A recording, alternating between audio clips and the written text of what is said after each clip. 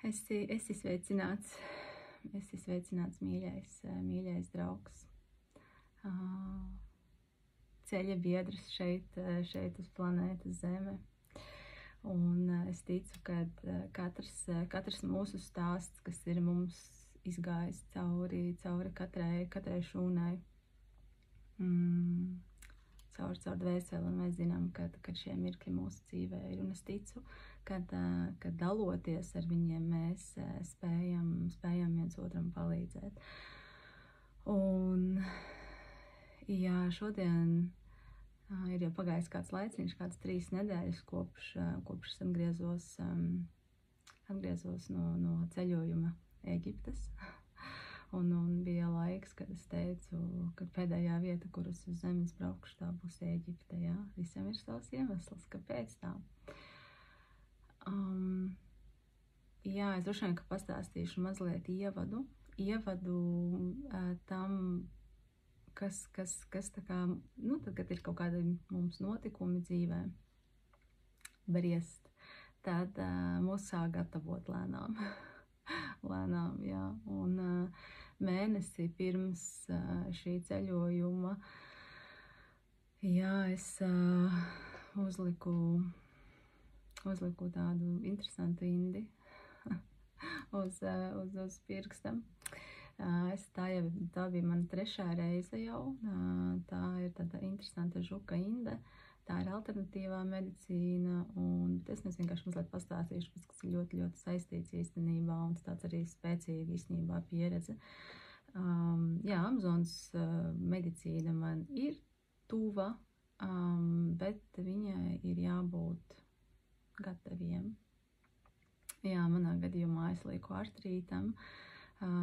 Tas tāds īss skaidrojums, kāpēc šo žuka indi liku, jā. Ja viņš ir nodēvēts par stimulīns D, jā. Nu, lūk, un sanāca tā, ka šī sieviete, kam man bija šo indi jāliek, viss sagrozījās tā, ka viņa man teica, uzliec viņu pati sev, un tad pateica, cik pilienus un kas un kā, un es teiktu, ka man ir jāsteidzās uz lidmašīnu, uzliksi sev pati, un es uzliku šo indi pati. Jā, un tad, kad ziniet, un līdz ceļojumam, es zinu parasti, ka šī inde darbojās 2-3 nedēļas, man bija ieplānots līdz ceļojumam mēnesis un nedēļa, viss kārtībā, 3 nedēļas, atlapšana 2. Līdz ceļojumam, viss kārtībā. Jā, bet viss negāja pēc prāta un mana plāna, viss gāja mazliet savādāk.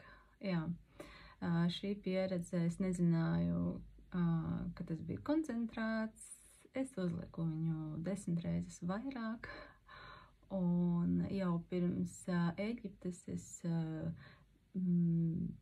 nevienu reizi es esmu piedzīvojusi pirms nāves stāvokļu savā mūžā, un jā, es gandrīz no šīs indas nomiru, bet nevajag no visu baidīties. Tāds gadījums bija 1, un viņa teica, laikam Dievam bija cits plāns, un es zināju, kādēļ tā notiek, jo mums ik pa laikam cilvēkiem ir pilnībā jāatdodās, kā es saku, jāatdod visu Dievam, atlaid šo kontroli, un ja mēs paši nemākam, tad dzīve ir labākais skolotājs, un viņi izdarīs tā, lai tu šo kontroli tā vai tā atlaistu, un ik pa laikam mums ir jānonulējās. Jā, tas ir tāds interesants stāsts, kā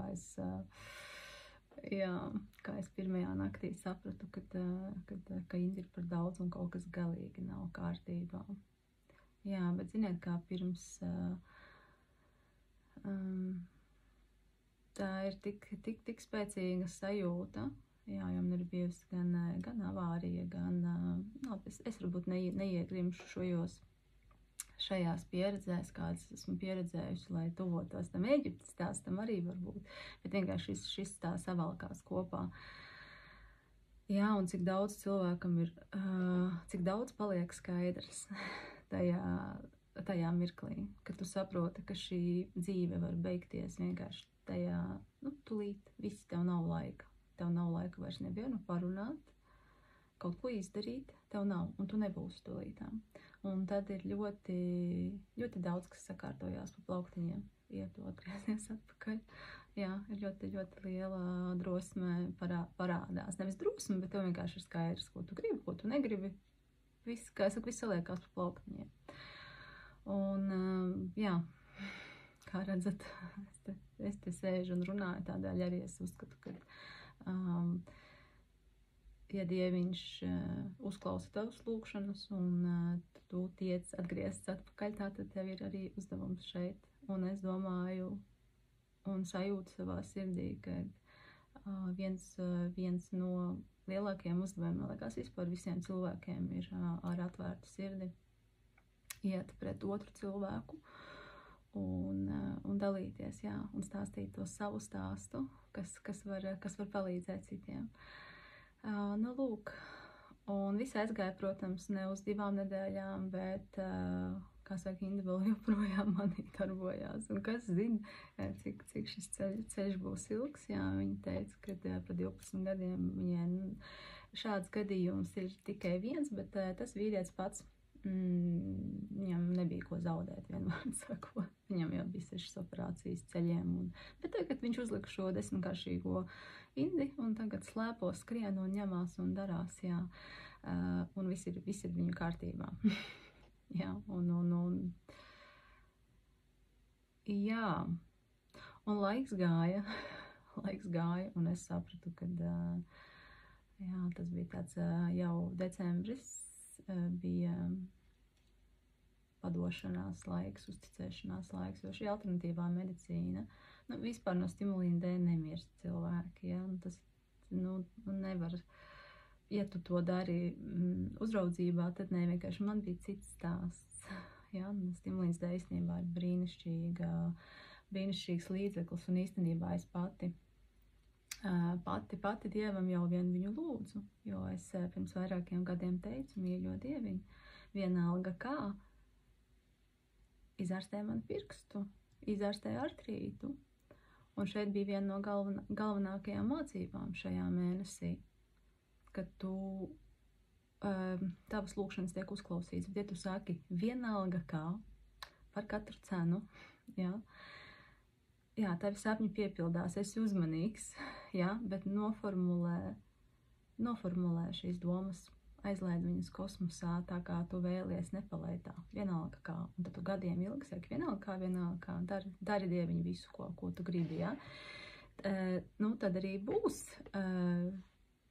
tā vienalga kā, jā, tā kā. Un tad, kad tu uzdod Dievam atkal jautājumu, jā, kāpēc tādas ciešanas, jā, jo, jāņem vērā, ka stimulīns dēļ, maigi sakot, ir mega sāpīgs process. Ļoti sāpīgs, jā.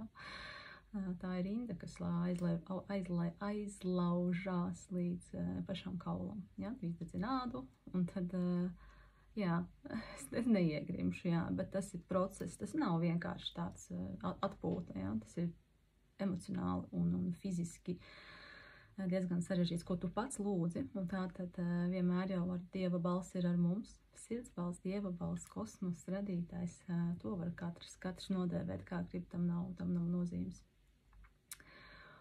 Un jā, viņš teica, ka tu nepateicīgais cilvēks, es taču tev devu, es tev dodu to, ko tu prasīji, jā. Un šī bija viena no manām vērtīgākajām mācību stundām.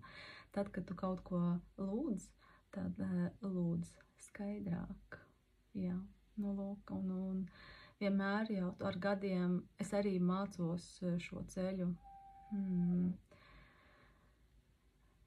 Protams, ka mēs šeit esam visi cilvēki, un mēs neviens neesam atbrīvoti no šiem kāpumiem, kritumiem, bet vienkārši ar laiku tu iemācies nevis teikt, ak, Dievs, par ko man viss šis, jā, tādā bišķiņ upura lomā krist, bet jā, tu vienkārši sāc, tu zini, ka šis mirklis, kurš parasti uznāk, viņš nav tāds viegls, tad tu zini, ka tā ir tā mācību, man nevis mācības, izpratnes stunda. Un dažkārt tad, kad man paliek tā pavisam šķērmi ap dušu un liekas, es vairs nevaru, tad es saku, mīļo Dieviņu, lūdzu, lai tā izpratne nāk ātrāk, lūdzu, es nevaru vairs, jā.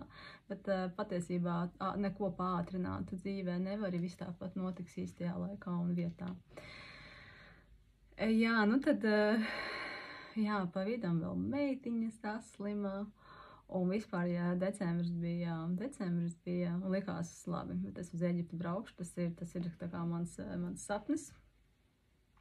Jo kaut kas tā kā gadiem ilgi kaut kas man atturēja, un tad, kad es sāku vairāk sevi izprast, es sapratu, kaut kas man tur piesaista, un kāds tā kā pat negrib, lai es tur aizbrauktu, bet kāpēc, kas tas ir, un kāpēc man tur ir jābūt, jā, protams, pirksts bija zila lilā, bet es braucu, lidojums tās 6 stundas. Lidmašīnā pagāja mierīgi, jo vispār arī es esmu zemes cilvēks, man ļoti patīk just zemīti zem kājām, bet tās 6 stundas pagāja mierīgi. Tur tāds bišķiņ ČP mums sākumā arī tūkstneša vidū un likās, kad policisti apstādina saka, nē, tāda viesnīca neeksistē, kur jūs braucat, ja? Bet tas tāds vairāk piedzīvojums. Jā, un tālāk, protams, šis Eģiptes ceļojums, viņš bija, es teiktu, vairāk garīgi piesātināts ceļojums, un tā pirmā nakts arī man pagāja. Tie, kas, protams, tagad, ko es teikšu, tie, kas tic, ka mēs dzīvojam tādā tādā lielā bumbā, un mums ir tikai ķermeņi, un te neviena cita nav, tikai mēs te esam saimnieki, jā, nu tad tālāk uzreiz varat slēgt ārā un neklausīties, jā. Un tie, kas tic, ka tikai tu esi valdnieks, tas, ka tu esi savs realitātes veidotājs, jā, bet Dievs, kā saka, tu neesi. Tā, kāpēc palika tumšs ekrāniņš? Nezinu. Nezinu, kāpēc palika tumšs ekrāns, labi. Runāsim. Laikam vajadzēja pieklusināt gaismas. Es ceru, ka video pēc tam nebūs viņš tik tumšs. Nu, lūk. Jā, tā mazliet man tā gaismiņa izsita no līdzsvara. Un, jā, tā pirmā nakts pagāja, tad es esmu sajutusi šo tumsas un gaismas spēli sevī šeit uz zemes, un gan vienu spēku, gan otru spēku savā dzīves laikā, jo šobrīd es dzīvoju tikai un vienīgi ar to, ja Krists ceļos, tad tikai Dieva priekšā un tikai šīs pazemības priekšā par to, ka man ir dota tāda dāvana dzīvot. Jā, jo bija ļoti daudz gadi, kad es kritu ceļos baiļu, šaubu un otrā kunga priekšā. Jā, mums te vienmēr ir dota izvēle šeit uz zemes, ko mēs gribam. Un neviena izvēle nav slikta un laba un peļama, nosodāma. Nē, tas tā nav. Ar laiku saprotu, ka visas ir pieredzes, un tāpat var nodzīvot arī šeit šīs 1000 dzīves, bet tāpat atgriezīsies, ir tikai viens vienīgs ceļš, un tas ir Dieva ceļš, ja? Tā kā tur nav nosodījuma, bet tas nenozīmē, ka tu neapjaut viņa spēku. Un tātad šis mēnesis, šis mēnesis, protams, viņš arī psiholoģiski un emocionāli man bija diezgan sarežģīts, un es jūtu jau pirms tam, jā, es varbūt pārbaudīšu, kas ir gaismiņa, un tad varbūt arī viss ir ok. Nezinu. Jā, varbūt arī, dažkārt man tikai liekas, ka nav ok. Nu, labi. Nu, lūk. Un, jā, tātad pirms, man arī vienreiz mūžā ir bijusi ļoti spēcīga ārpus ķermeņa iziešanas pieredze. Un šķīvi. Jā, un es vienkārši kā saka, zinu jau iepriekš, kādas ir šīs sajūtas. Un jau pirms Ēģiptes tajā mēnesī es jūtu, kad pie manis ir kāds atnācis, bet es nezinu, kas. Tātad tas nav cilvēks. tas nav jūtams un redzams.